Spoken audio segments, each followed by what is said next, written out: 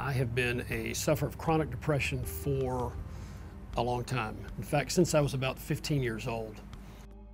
My initial episode of depression occurred in my mid-teens. It lasted about 6 months, and it was absolutely awful. It made me feel disoriented. It stripped me of a lot of my self-esteem.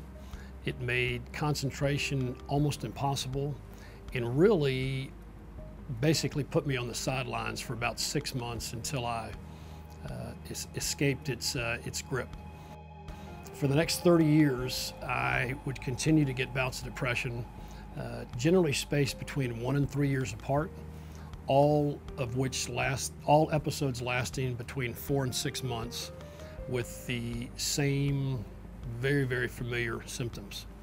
During that time, I became a very good steward of my own health and really poured myself into reading everything I could about depression, was diligent about taking antidepressant medication, visiting doctors, and also experimented with a bunch of different therapies, including primal scream, acupuncture, hypnosis, and even an Eastern remedy called Qi, which involves energy. All of those efforts brought me little to no relief until about 10 years ago, when a mutual friend introduced me to the Depression and Bipolar Support Alliance. I remember my initial thought on hearing about their free support groups was, what could possibly be more depressing than a group of people sitting around in a room talking about depression and bipolar?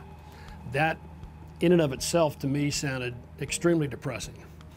Thank God I was open to the concept, because how wrong I was.